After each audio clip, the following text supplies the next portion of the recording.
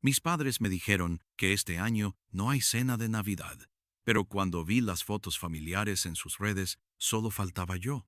E incluso estuvo el pavó que yo hice. Yo soy ese tipo de persona que se esfuerza más de la cuenta para que todo salga bien. No importa si se trata de mi trabajo, mis amigos o mi familia.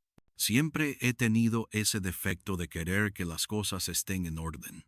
Que cada quien tenga lo que necesita, que nadie se quede por fuera, y que al menos una vez al año podamos sentarnos sin gritar ni lanzarnos la culpa de cosas que pasaron hace una década. Y ese momento, para mí siempre fue la cena de Navidad. No por religión ni por tradición barata, sino porque era la única fecha en que todos fingíamos que nos queríamos. Sí, a veces, solo a veces, ese teatro bastaba para que el corazón no doliera tanto. Desde que tengo memoria, he sido yo el que se encarga del pavó de hornear el maldito postre que a nadie le gusta. Pero igual piden de comprar los regalos de los primos, incluso de adelantarle dinero a mis padres, cuando el aguinaldo se les iba en tonterías. Nunca dije que era justo, pero lo hacía porque creía que eso era ser familia, y como idiota me lo creí por años. Hasta esa última Navidad, todo comenzó unas 3 semanas antes del 24. Yo ya tenía la cocina de mi apartamento hecha un desastre, porque había empezado a marinar el pavó con tiempo, como siempre, usando la receta que mi abuela me enseñó y que mi mamá, según ella, ya había olvidado, porque a esa edad uno ya no se acuerda de nada. Había comprado los ingredientes desde octubre, no porque sea exagerado, sino porque en Austin todo se agota una semana antes, y luego terminas pagando el doble por un pavó seco como zapato. Tenía listos los vegetales para la guarnición, el vino para brindar, y hasta me había gastado parte del cheque del trabajo en una tabla de quesos finos que me juré que este año sí me merecía. Estaba listo. Había limpiado mi carro para irme el 23 en la noche a San Antonio, como cada maldito año, porque si algo no falla en esta familia, es que a mí siempre me toca ir hasta allá. Pero entonces una noche, mientras hablaba con mi madre por teléfono para confirmar que necesitaban que llevara, aparte del pavó, me soltó con la voz más indiferente que le he escuchado en años, que este año no habrá cena, mijo. Yo me quedé en silencio, y ella, como si no se diera cuenta de lo que había provocado, siguió diciendo que estaban muy cansados, que todo estaba muy caro, que mejor lo dejáramos para el otro año, que total no pasa nada. Mi papá de fondo solo gritó algo como ya era hora de romper esa tradición estresante. Y mi hermana, que vive con ellos, ni siquiera se dignó a llamarme, aunque le escribí para ver si era verdad o si me estaban jugando alguna broma de mal gusto.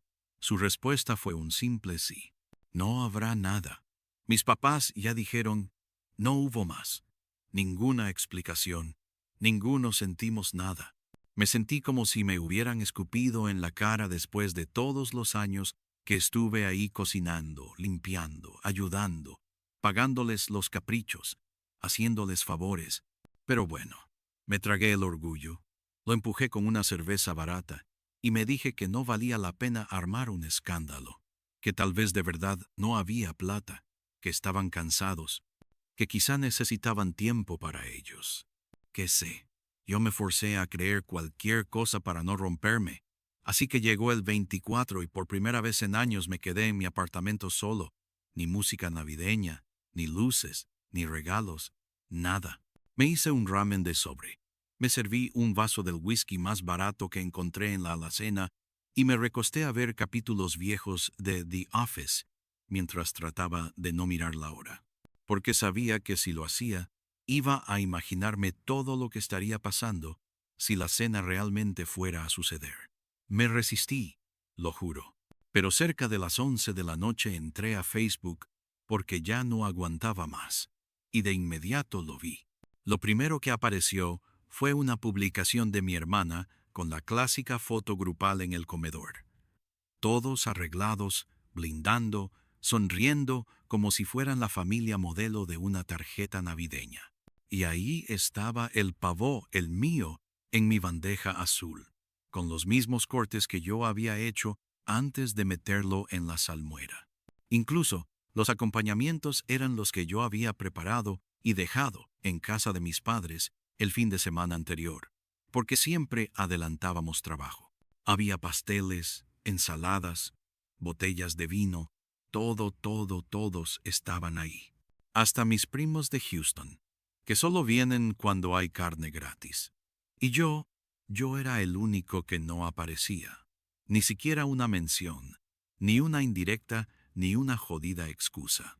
Me quedé mirándolo todo, sintiendo cómo se me quemaba algo dentro que no supe si era tristeza, rabia o una mezcla de ambas.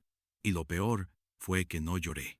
Me habría gustado llorar, pero solo sentí frío, no en el cuerpo, en el pecho, como si me hubieran vaciado por dentro. Me metí a la publicación y escribí lo único que sentía en ese momento. Gracias por decirme que no habría cena. Ojalá el pavó le sepa a traición. No hubo respuesta ni de mi madre, ni de mi hermana, ni de nadie. Solo silencio. Y en ese silencio entendí que ya no era parte de esa familia, que en algún punto, sin avisarme, me habían sacado del grupo, y que esta vez no me iba a quedar de brazos cruzados viendo cómo me usaban para después desecharme. Porque si querían guerra, yo ya tenía la receta para servírselas en frío. Actualización 1. Pasaron unos días después de esa noche y aunque intenté hacer como si nada, como si fuera una anécdota más que guardar en el archivo de decepciones familiares, la verdad es que no pude. Había algo que me carcomía la espalda al dormir, como si todo mi cuerpo entendiera que no se trataba solo de una cena, ni de una omisión inocente, ni de un simple malentendido. Esto había sido algo planeado, deliberado, hecho con toda la frialdad de quien no solo te quiere fuera de su mesa, sino también de su vida. Y lo que más me jodía era pensar en todo lo que les había dado a lo largo de los años, en cómo siempre estuve ahí, incluso cuando ellos no movían un dedo por mí. Porque una cosa es que te olviden por accidente, y otra es que te usen, se aprovechen de ti, y luego se rían con una copa de vino en la mano, mientras tú tragas en tu apartamento de una sola habitación, mirando sus fotos como un espectador más. Así que esperé a que terminara el año para no ir directo con la sangre caliente, y el primer fin de semana de enero me monté en mi carro y manejé hasta la casa donde crecí. Lo hice sin avisar, sin mensajes previos, sin llamadas de advertencia. Entré por el portón trasero, como siempre lo hacía, y ni bien pisé la cochera, me encontré con que aún tenían mi hielera, mi tabla de madera y mi olla grande guardadas donde siempre. Ahí estaban mis cosas, bien cuidaditas, como si esperaran a que volviera para la próxima fiesta. Como si nada. Toqué la puerta con el dorso de la mano y fue mi madre la que abrió. Me miró como si no supiera si debía sonreír o cerrar la puerta en mi cara y yo no le di tiempo para decidir. Le dije que venía por mis cosas nada más. Ella fingió sorpresa y soltó con una voz que me revolvió el estómago, que no había necesidad de ponerse así, que lo de Navidad fue una confusión, que no sabían si yo iba a poder venir, que todo fue muy improvisado. No le creí una sola palabra. Me quedé mirándola callado mientras ella intentaba recomponer la cara con esa falsa dulzura que tanto perfeccionó desde que yo era niño. Mi papá apareció por el pasillo, ese mismo pasillo donde yo solía correr cuando me caía de la bicicleta o cuando traía buenas notas del colegio. Me miró de arriba a abajo, como si buscara señales de que estaba a punto de armarles un escándalo. Dijo algo como que uno no puede hacer tanto drama por una cena. En ese instante, sentí como me explotaba algo por dentro. Le respondí que el drama no era por una cena, sino por todo lo que representaba esa cena, por todo lo que hicieron detrás de mi espalda y por cómo se habían aprovechado de mí. Una vez más le recordé que yo había comprado todo, que incluso la bandeja era mía, que ellos no habían tenido ni la decencia de devolverme los ingredientes, ni de mandarme un mensaje, ni de fingir algo de culpa. Mi madre, En un tono tan hipócrita que me dieron náuseas, intentó suavizar la cosa diciendo que de todas formas el pavó estaba delicioso y que todo el mundo lo alabó como si eso fuera consuelo. No me reí, ni siquiera respondí. Caminé hasta el cuarto del fondo donde habían guardado mis cosas. Metí todo en la caja que traía en el carro, y antes de irme les dije lo único que de verdad quería que escucharan, que no me volvieran a pedir ni un centavo más, que se acabó el depósito mensual para la hipoteca, que no iba a ayudar más con la luz, ni con el internet, ni con ningún me haces el favor y me prestas, ni con las compras de emergencia, ni con las citas del seguro dental, que se las arreglaran como pudieran. Mi papá soltó una carcajada seca, esa risa de hombre orgulloso que cree que tiene todo bajo control, y me dijo que yo no podía simplemente dejar de pagar así como así. Le contesté que sí podía, que el dinero salía de mi cuenta y que a partir de ese momento se quedaban sin su mesada. Mi madre intentó irse por el lado emocional, diciendo que yo no sabía lo difícil que estaba todo, que estaban atrasados, que la abuela estaba enferma y que los gastos médicos se habían disparado. Pero yo le respondí sin subir la voz, pero con el tono más cortante que he usado en mi vida, que si iban a gastar dinero en pavos y cenas con la familia, que sí les convenía. Entonces que también sacaran para pagar su propia jodida hipoteca. Agarré mis cosas, tomé mi caja de herramientas, el asador que había comprado el verano pasado y que habían dejado lleno de polvo en la parte trasera del patio. Y me llevé también la botella de Borbón que todavía tenían en la despensa y que yo mismo había regalado en noviembre. Me subí al carro sin mirar atrás, y en el retrovisor solo alcancé a ver a mi madre con cara de piedra y a mi padre mascullando algo que no logré entender, pero que sinceramente ya no me importaba. Esa noche, ya de regreso en Austin, abrí la botella que me llevé, me serví un trago sin hielo, me senté en la silla frente a la ventana y ahí, mirando la calle desierta, me repetí una sola frase mientras el alcohol me ardía la garganta. Esta vez no me voy a quedar callado. Esta vez me voy a asegurar de que cada sonrisa que compartieron esa noche les pese como una piedra en el pecho, porque si ellos decidieron dejarme fuera, yo me voy a encargar de que esa exclusión les cueste caro. Que no se les olvide quién hacía que esa mesa se llenara, y que cada vez que piensen en ese pavó que tanto alabaron, les sepa a actualización 2. Habían pasado poco más de 6 semanas desde que me fui de esa casa por última vez, cargando mis cosas como si hubiera recogido los restos de una versión rota de mí mismo. Durante ese tiempo no recibí ni una sola llamada, nada, ni una explicación, ni un vamos a hablar, ni un quizá exageramos. Era como si hubieran decidido borrar todo rastro de mí de su vida con la misma frialdad con la que habían organizado esa cena familiar a mis espaldas. Al principio, lo admito, me pasé las noches repasando todo en la cabeza una y otra vez, como si buscara una grieta que me permitiera justificar lo que habían hecho, porque así de me tenían, tratando de encontrarles excusas a las mismas personas que me habían usado y descartado como un maldito trapo de cocina. Pero esa fase no duró mucho. Lo que vino después fue rabia de esa que no se apaga, de la que se cocina a fuego lento y se va endureciendo como costra. Y entonces lo supe. No iba a quedarme solo con el consuelo de haber cortado los depósitos. Eso era lo mínimo. Yo iba a construir algo con esa rabia.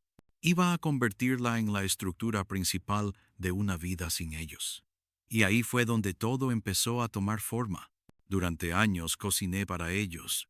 Me rompí la espalda armando cenas que todos elogiaban, como si la magia hubiera salido del horno por sí sola.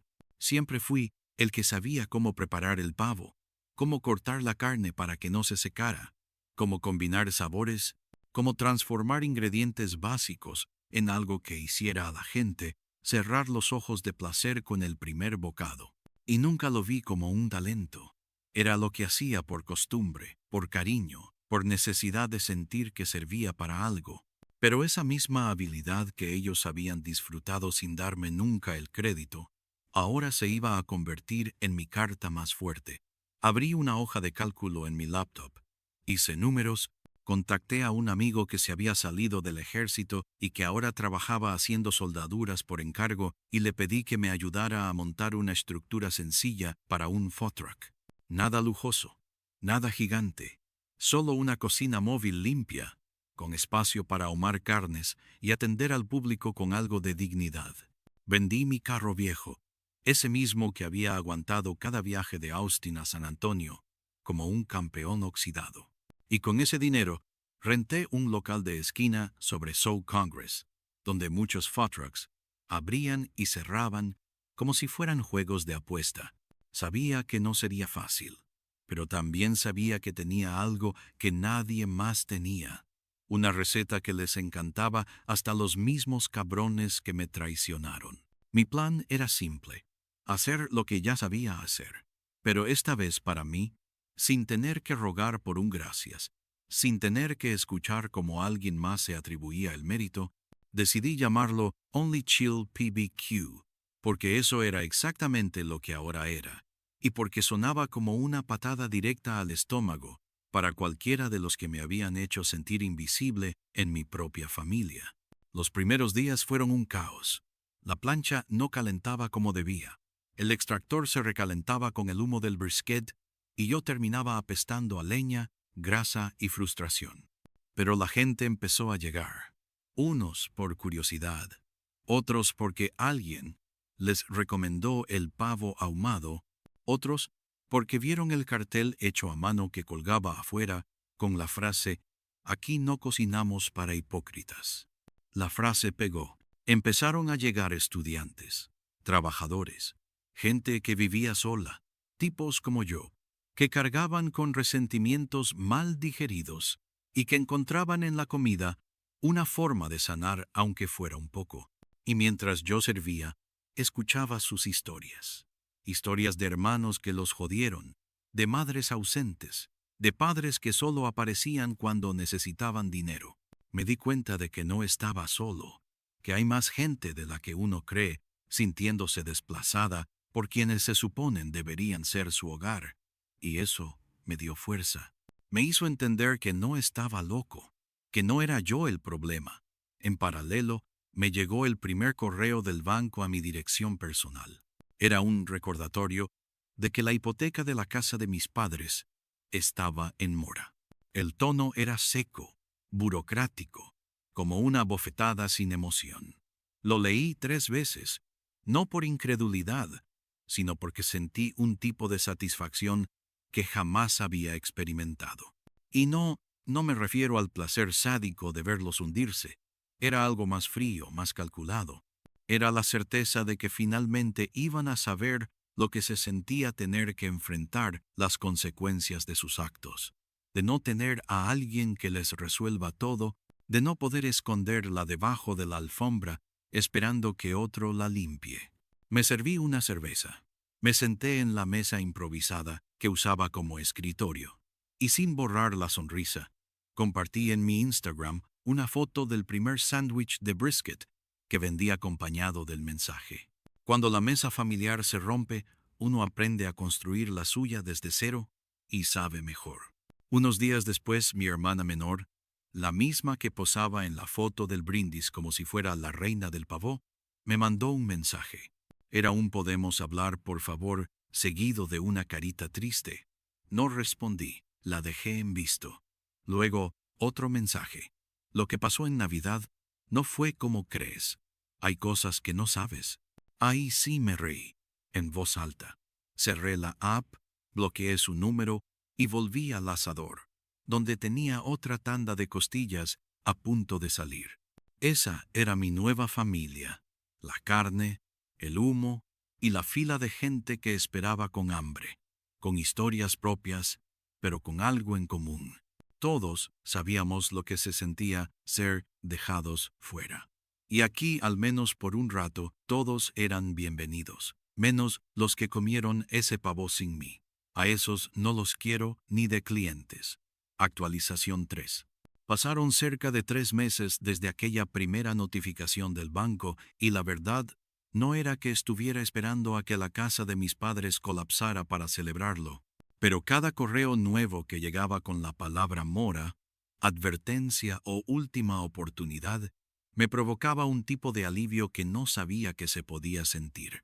No porque disfrutara verlos jodidos, sino porque por primera vez en mi vida adulta las consecuencias de sus decisiones ya no estaban cayendo sobre mí.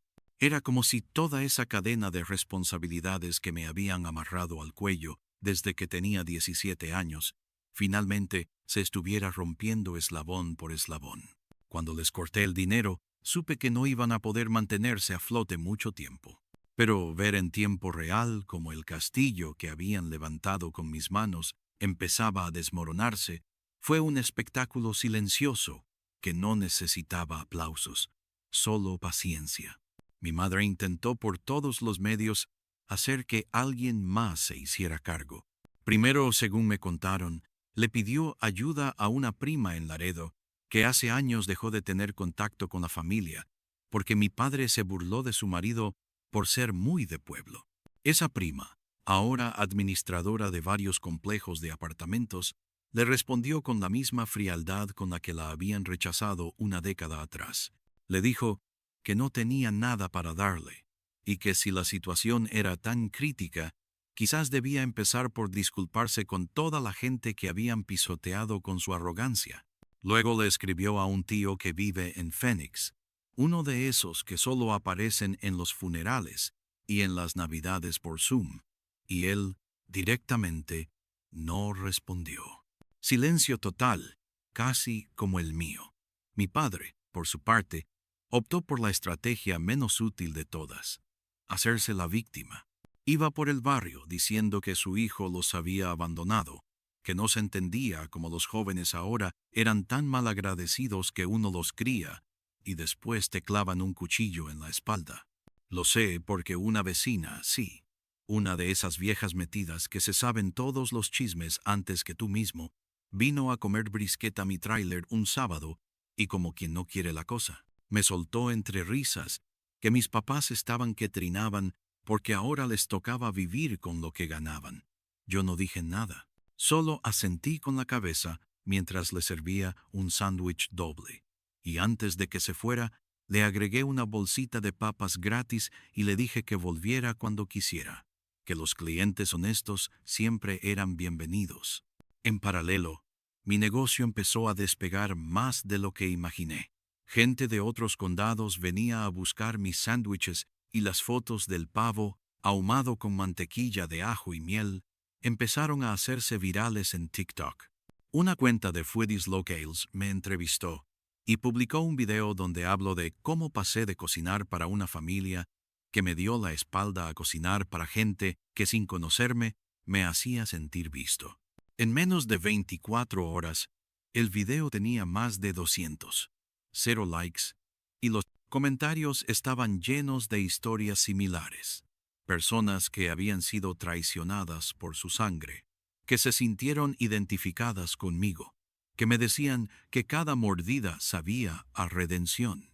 Y yo, honestamente, no podía creer que la receta de mi abuela, la misma que mi madre dejó pudrir en un cajón, ahora estuviera alimentando algo más grande que solo mi resentimiento. Estaba dándole sabor a una jodida comunidad. En medio de todo eso, mis hermanas decidieron aparecer. Una de ellas, la mayor, me mandó un audio de 4 minutos y medio, donde intentaba convencerme de que la familia era lo más importante, que lo de la cena no fue por excluirme, sino porque pensaron que yo tenía otros planes y que de haber sabido que me afectaría tanto, habrían actuado diferente. Me tardé exactamente 5 segundos en borrar el mensaje.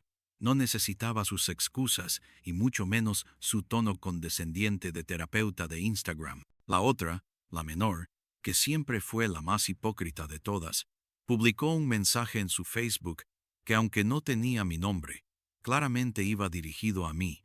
Decía algo como: hay gente que cree que cortar lazos es sanador, pero solo se están hundiendo más en su egoísmo. Lo compartió junto a una foto antigua de Navidad en la que irónicamente salíamos todos juntos, yo en el centro sonriendo con el pavó en la mano. Me debatí entre comentar algo o simplemente reportarla por uso indebido de imagen. Al final, no hice nada. El castigo ya lo estaban viviendo, y se notó porque a mediados de marzo una nueva notificación del banco llegó, esta vez más amenazante, con lenguaje directo. Se acercaba el proceso de embargos y no regularizaban el pago. En un acto de desesperación, mis padres vendieron el carro de mi madre. Ese Toyota que cuidaban como si fuera un tesoro, aunque yo sabía perfectamente que ni siquiera lo habían terminado de pagar.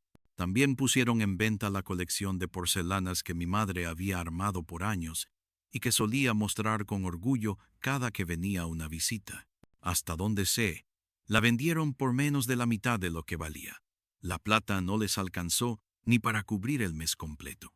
Cuando supe eso, no por ello, sino porque una vecina volvió a venir a mi food y me lo contó como quien comparte el último capítulo de una telenovela.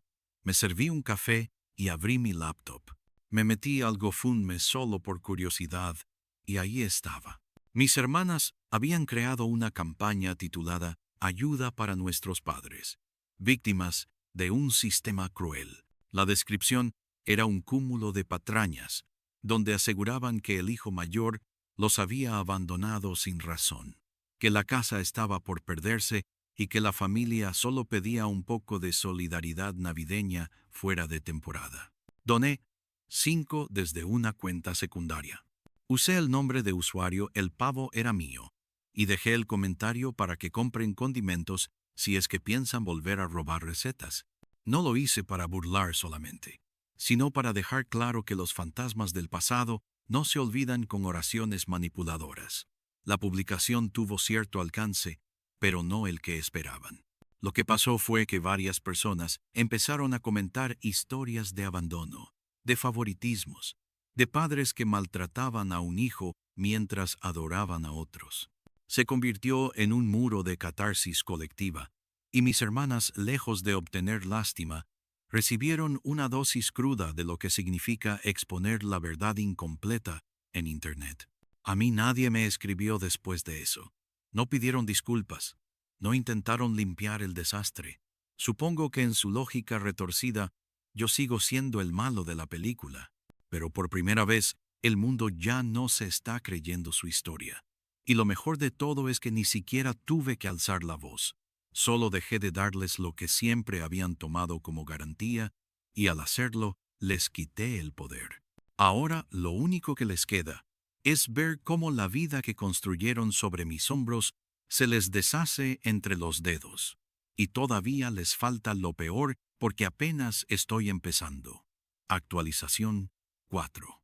Casi medio año después de aquella Navidad del silencio, seguía siendo lo único que recibía de parte de mi familia.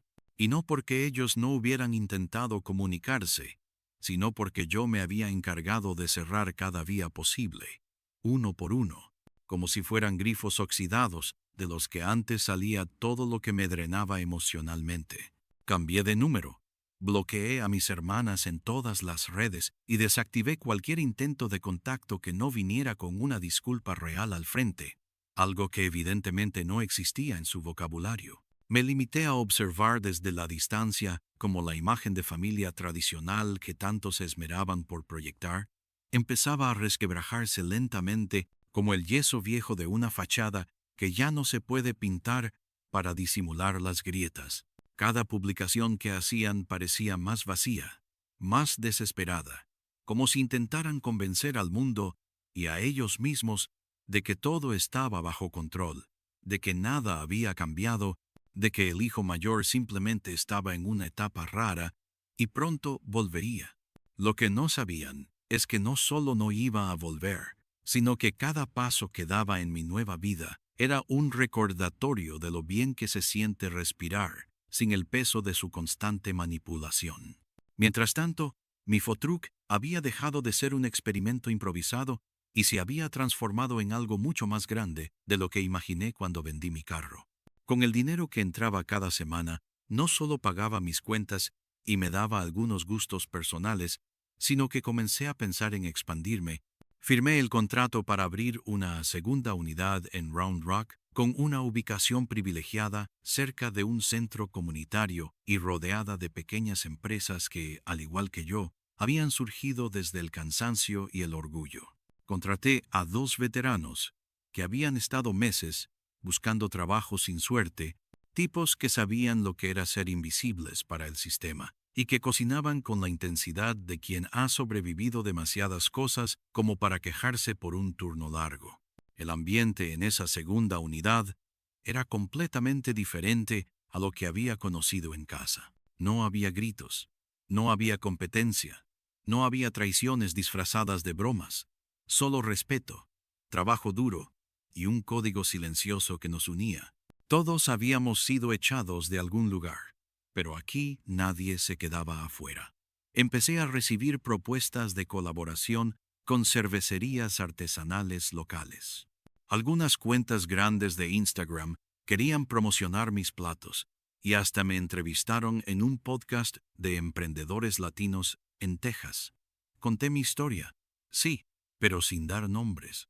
Hablé del pavó, de la cena que nunca fue para mí, del fuego con el que ahora cocino y que antes usaba para contener la rabia, y algo en mi voz, o tal vez en el silencio que dejé entre frase y frase, conectó con la gente, porque no era solo yo, era una herida común, una que muchos cargan desde la infancia, desde la adolescencia, desde ese día que se dieron cuenta que en su casa siempre fueron la reserva, el segundo plato, el que estaba ahí por si acaso.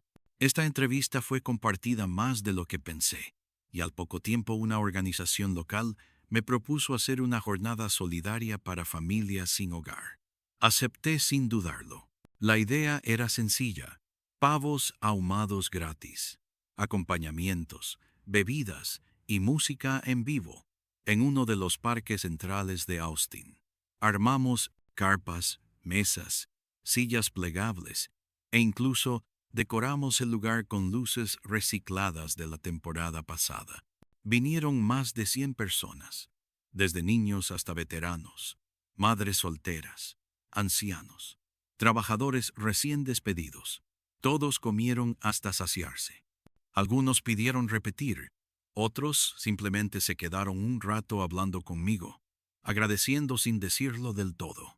Fue una de las noches más extrañas y hermosas de mi vida, porque mientras servía los platos, mientras veía a esos desconocidos sentarse en una mesa que sí era de todos, no podía dejar de pensar en la imagen opuesta, en la escena familiar de la que me habían excluido, en las risas falsas, en el pavo robado.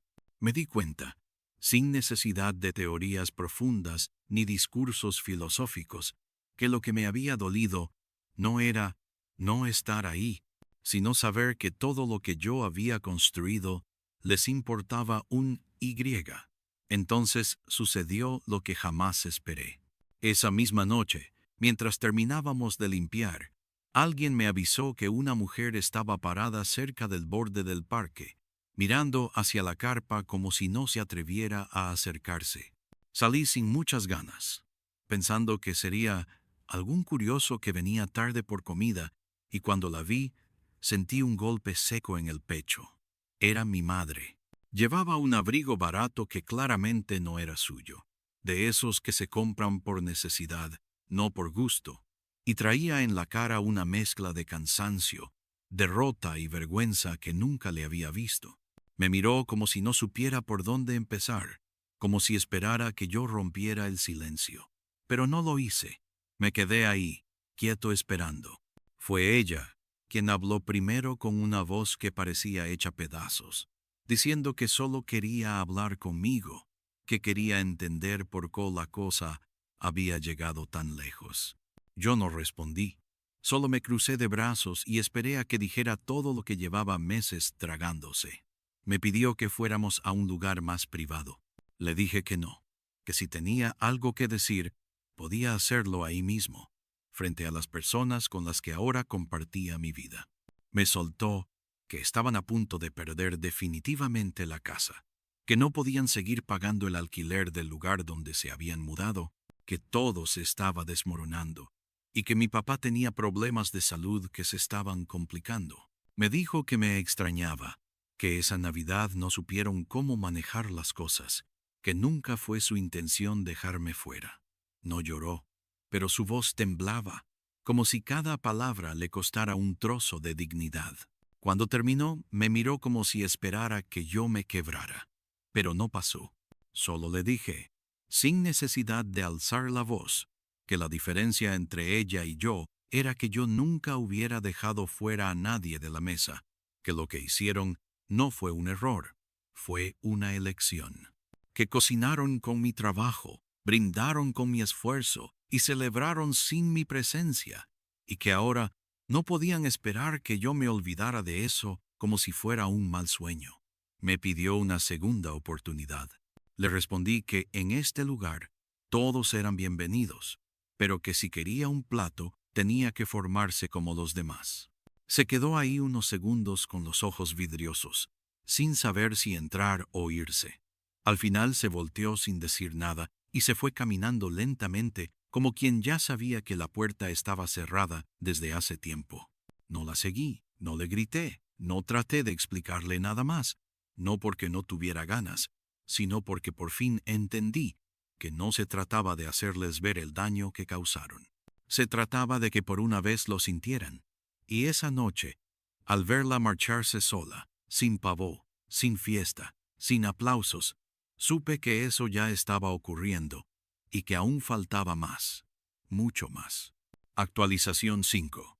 Un año completo tuvo que pasar para que el calendario volviera a marcar diciembre, pero para mí no fue un simple cambio de fechas ni un ciclo que se repetía por inercia. Fue una línea recta trazada desde el fondo de una rabia que ya no quemaba como antes, sino que se había vuelto filosa como una herramienta que aprendí a usar con precisión y sin culpa. No me levanté esa mañana con nostalgia, ni con dolor, ni con el nudo en la garganta de años anteriores. Me levanté temprano, sí, pero con la energía de quien sabe exactamente hacia dónde va, y no carga ya con el peso de justificar a nadie. Estaba en mi nuevo apartamento, más grande, más luminoso, lejos de aquella caja cerrada donde comí, ramen mirando fotos ajenas. Ese lugar quedó atrás, como todo lo que alguna vez confundí con hogar. La cadena Only Chill BBQ no solo seguía en pie, sino que ya se había transformado en algo mucho más sólido. Tenía 3 unidades móviles funcionando a diario, 2 locales fijos abiertos de jueves a domingo y un contrato firmado con una liga escolar regional para ser el proveedor exclusivo de comida en eventos deportivos. Nunca imaginé que esa receta que antes compartía a escondidas con mis hermanas en tardes aburridas de domingo terminaría siendo parte de menús impresos con mi nombre al final. Había contratado personal, formado a jóvenes recién salidos de correccionales juveniles y a madres solteras con experiencia en cocina, pero sin oportunidades. No solo vendía comida, había convertido mi herida en un espacio para otros, y cada vez que alguien me agradecía por la oportunidad, yo me tragaba el nudo y respondía con una sonrisa que no era falsa, solo contenida, porque aprendí que la verdadera paz no hace ruido. Ese diciembre organizamos una segunda edición del evento comunitario, esta vez más grande, con patrocinio de una empresa cervecera y con voluntarios suficientes como para montar estaciones móviles, juegos para niños y hasta un pequeño escenario donde tocaron 2 bandas locales. En lugar de repartir pavó porciones pequeñas, servimos piezas enteras a familias enteras. La gente se formaba desde media tarde. Algunos llevaban mantas, otros llevaban bolsas para llevar comida a sus vecinos que no podían salir. Era una locura hermosa, algo que se sentía auténtico, algo completamente opuesto a todo lo que yo había conocido en las cenas familiares, donde todo era apariencia, protocolo y una de afecto acondicionado. Esta vez nadie pedía permiso para ser bienvenido. Nadie tenía que demostrar nada para sentarse. Yo estaba sirviendo platos desde una de las estaciones de pavó cuando lo vi. No fue una aparición repentina. Lo noté a lo lejos, de pie entre dos árboles, con un abrigo viejo y la cabeza agachada. Era mi padre, solo sin mi madre, sin mis hermanas, sin el gesto arrogante que había sido casi su marca registrada.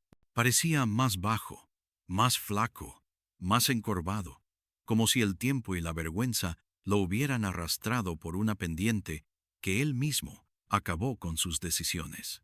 Caminó lento, sin mirar directamente a nadie, como quien no está seguro de merecer estar ahí. Nadie lo reconoció, nadie lo detuvo, nadie sabía quién era, solo yo.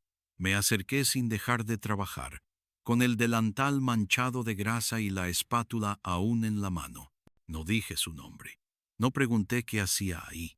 Solo lo observé con la misma frialdad con la que él me vio irme aquella vez sin mover un dedo. Me dijo que venía a buscarme, que quería hablar, que necesitaba explicarme cosas. Yo no lo dejé terminar. Le pregunté si había venido con hambre. Me dijo que sí. Entonces le señalé la fila. Me miró con los ojos apagados, como si esperara que le hiciera un lugar especial, que rompiera el protocolo solo por ser quien era. Pero eso ya no funcionaba conmigo. Le dije que esa fila estaba llena de gente que nunca me falló, que si de verdad tenía hambre podía esperar como todos, que el plato iba a estar caliente, completo y servido con respeto, pero que la única diferencia entre él y el resto era que nadie ahí fingía ser algo que no era. Se quedó unos segundos en silencio, con la boca entreabierta, como si aún no creyera que la dinámica de poder había cambiado tanto. Luego, en un gesto casi imperceptible, dio media vuelta y se fue. No hizo escándalo, no se quejó, no gritó. Simplemente se fue con la cabeza baja, arrastrando los pies, y yo volví al asador. No porque no me importara, sino porque ya no dolía. Esa noche, después del evento, me fui al local principal con algunos de los trabajadores, para cerrar el día con una cena entre nosotros. Pedimos cervezas, calentamos una tanda de costillas y compartimos historias de la jornada. Alguien me preguntó si alguna vez pensaba reconciliarme con mi familia. No respondí de inmediato. Me quedé viendo mi plato.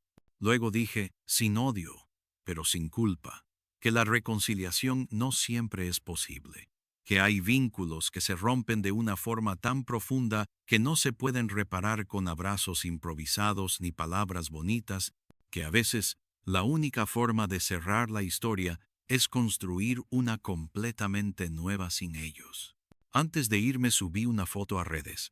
Era yo en medio del equipo, todos sonrientes, con los brazos cruzados frente al letrero de madera que decía: "Aquí nadie se queda afuera". La publiqué con un texto que decía: "No todas las familias vienen con sangre. Algunas se construyen con lealtad y trabajo, y saben mejor". A los pocos minutos empezaron los likes, los comentarios, los mensajes de apoyo. Entre ellos, uno anónimo decía: "Te extrañamos más de lo que imaginas". No respondí, no bloqueé, no hice nada. Solo lo dejé ahí, flotando como testigo de que ahora soy yo quien decide a quién dejo entrar y a quién dejo afuera para siempre. Actualización final. 2 años después de aquella cena de Navidad en la que me hicieron desaparecer sin una palabra, sin una silla, sin una servilleta con mi nombre, ya no soy ni la sombra de lo que fui. No porque haya querido reinventarme para superar lo que me hicieron, sino porque entender lo que me quitaron me obligó a aprender todo lo que yo mismo me podía dar. El dolor dejó de ser el centro. Ya no lo cargo como excusa ni como cicatriz, sino como cimiento. Hoy camino con otra espalda, otra forma de mirar el mundo y sobre todo otra manera de definir lo que vale la pena. La familia que conocí ya no existe, y lo que quedó enterrado bajo esa casa vacía que alguna vez llamé hogar es apenas una historia que cuento en voz baja cuando alguien me pregunta de dónde vengo. Pero eso no significa que se me haya olvidado. Nada de esto se trata de olvido. La memoria no se apaga, se transforma. La casa fue embargada oficialmente el verano pasado. Yo no moví ni un dedo para evitarlo.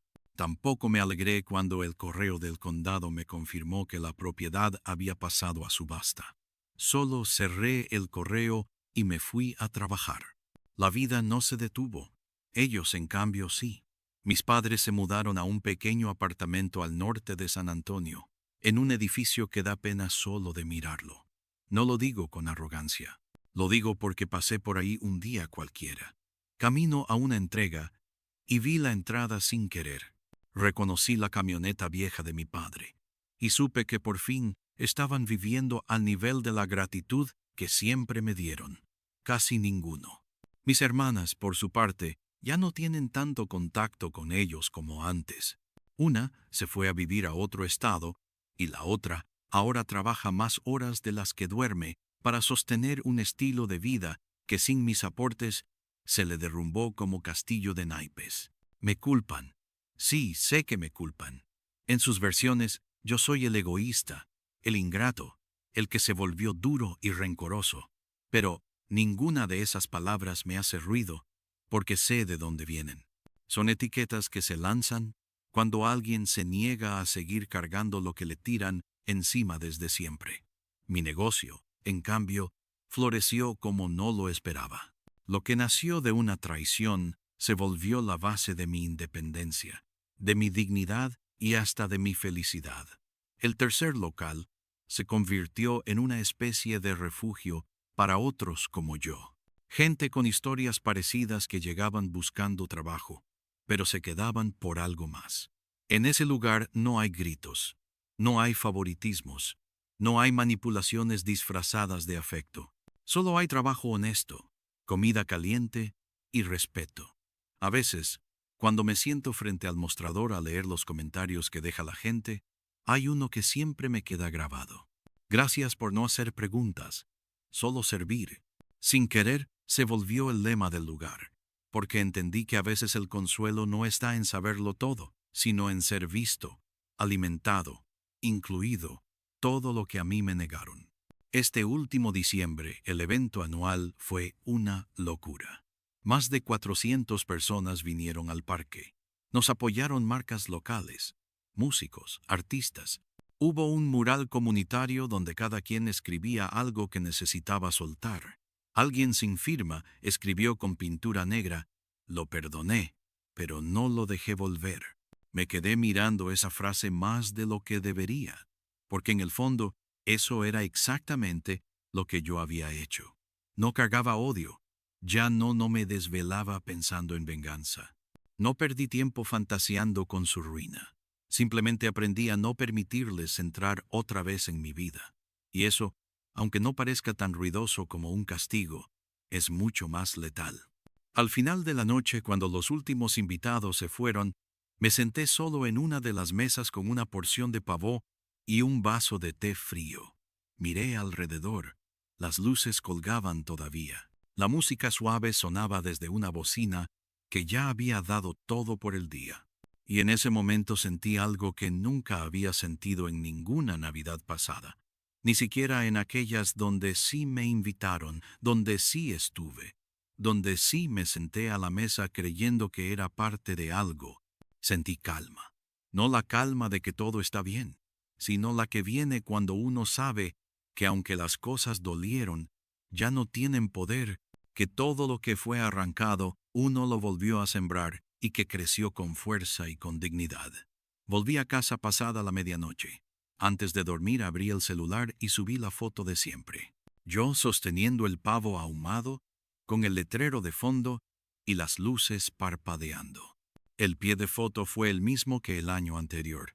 Aquí nunca sobra nadie. Lo publiqué sin pensarlo mucho. Cerré el celular, me quité los zapatos, me tumbé en la cama.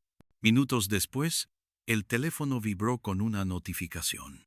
Era un mensaje, una cuenta sin nombre. Decía: "Ojalá algún día puedas vernos con otros ojos.